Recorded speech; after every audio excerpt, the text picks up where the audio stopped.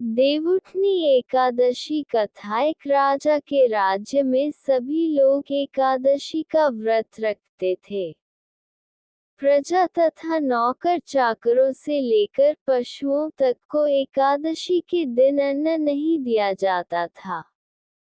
एक दिन किसी दूसरे राज्य का एक व्यक्ति राजा के पास आकर बोला, महाराज, कृपा करके मुझे नौकरी पर रख लें। तब राजा ने उसके सामने एक शर्त रखी कि ठीक है, रख लेते हैं, किंतु रोज तो तुम्हें खाने को सब कुछ मिलेगा, पर एकादशी को अन्न नहीं मिलेगा।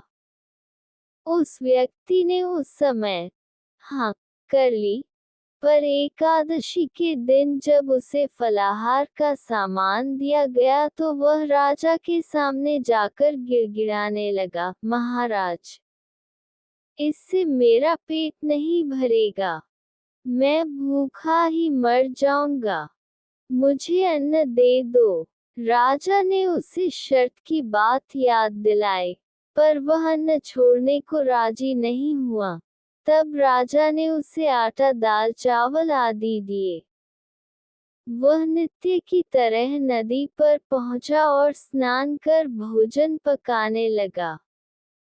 जब भोजन बन गया तो वह भगवान को बुलाने लगा, आओ भगवान, भोजन तैयार है। उसके बुलाने पर पीताम्बर धारण किए भगवान चतुर्भुज रूप में आ पहुँचे तथा प्रेम से उसके साथ भोजन करने लगे। भोजनादि करके भगवान अंतर्धान हो गए तथा वह अपने काम पर चला गया। 15 दिन बाद अगली एकादशी को वह राजा से कहने लगा कि महाराज, मुझे दुगुना सामान दीजिए। उस दिन तो मैं भूखा ही रह गया। राजा ने कारण पूछा तो उसने बताया कि हमारे साथ भगवान भी खाते हैं, इसीलिए हम दोनों के लिए ये सामान पूरा नहीं होता। ये सुनकर राजा को बड़ा आश्चर्य हुआ। वह बोला, मैं नहीं मान सकता कि भगवान तुम्हारे साथ खाते हैं। मैं तो इतना व्रत रखता हूँ, पूजा करता हूँ, पर भगवान ने मुझे कभी दर्शन नहीं दिए। राजा की बात सुनकर वह बोला, महाराज, यदि विश्वास न हो तो साथ चलकर देख लें। राजा एक पेड़ के पीछे छिपकर बैठ गया। उस व्यक्ति ने भोजन बनाया तथा भगवान को शाम तक पुकारता रहा, परंतु भगवान न आए। अंत में उसने कहा, हे भगवान, यदि आप नहीं आए तो मैं नदी में कूदकर प्राण त्याग दूंगा। लेकिन भगवान नहीं आए। तब वह प्राण त्यागने के उद्देश्य से नदी की तरफ बढ़ा। प्राण त्यागने का उसका दृढ़ इरादा जान शीघ्र ही भगवान ने प्रकट होकर उसे रोक लिया और साथ बैठकर भोजन करने लगे। खा पीकर वे उसे अपने विमान में बिठाकर अपने धाम ले गए। ये देख राजा ने सोचा कि व्रत उपवास से तब तक कोई फायदा नहीं होता, जब तक मन शुद्ध न हो। इससे राजा को ज्ञान मिला। वह भी मन से व्रत उपवास करने लगा और अंत में स्वर्ग को प्राप्त हुआ। देवउठनी एकादशी कथा -2। एक राजा था।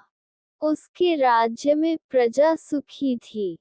एकादशी को कोई भी अन्न नहीं बेचता था। सभी फलाहार करते थे। एक बार भगवान ने राजा की परीक्षा लेनी चाहिए। भगवान ने एक सुंदरी का रूप धारण किया तथा सड़क पर बैठ गए। तभी राजा उधर से निकला और सुंदरी को देख चकित रह गया। उसने पूछा, हे सुंदरी, तुम कौन हो और इस तरह यहाँ क्यों बैठी हो? तब सुंदर स्त्री बने भगवान बोले, मैं निराश्रिता हूँ। नगर में मेरा कोई जाना पहचाना नहीं है, किससे सहायता मांगूं? राजा उसके रूप पर मोहित हो गया था। वह बोला, तुम मेरे महल में चलकर मेरी रानी बनकर रहो।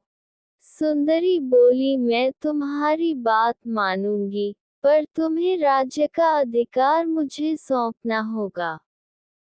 राज्य पर मेरा पूर्ण अधिकार होगा। मैं जो भी बनाऊंगी, तुम्हें खाना होगा। राजा उसके रूप पर मोहित था, अतः उसकी सभी शर्तें स्वीकार कर ली। अगले दिन एकादशी थी। रानी ने हुक्म दिया कि बाजारों में अन्य दिनों की तरह अन्न बेचा जाए। उसने घर में मांस मछली आदि पकवाए तथा परोसकर राजा से खाने के लिए कहा। ये देखकर राजा बोला, रानी, आज एकादशी है, मैं तो केवल फलाहार ही करूंगा। तब रानी ने शर्त की याद दिलाए और बोली, या तो खाना खाओ, नहीं तो मैं बड़े राजकुमार का सिर काट दूंगी। राजा ने अपनी स्थिति बड़ी रानी से कही तो बड़ी रानी बोली, महाराज, धर्म न छोड़े, बड़े राजकुमार का सिर दे दें। पुत्र तो फिर मिल जाएगा, पर धर्म नहीं मिलेगा। इसी दौरान बड़ा राजकुमार खेलकर आ गया। माँ की आंखों में आंसू देखकर वह रोने का कारण पूछने लगा तो माँ ने उसे सारी वस्तुस्थिति बता दी। तब वह बोला, मैं सिर देने के लिए तैयार हूँ। पिताजी के धर्म की रक्षा होगी, जरूर होगी। राजा दुखी मन से राजकुमार का सिर देने को तैयार हुआ तो रानी के रूप से भगवान विष्णु ने प्रकट होकर असली बात बताई। राजन, तुम इस कठिन परीक्षा में पास हुए। भगवान ने प्रसन्न मन से राजा से वर मांगने को कहा तो राजा बोला, आपका दिया सब कुछ है, हमारा उद्धार करें। उसी समय वहां एक विमान उतरा।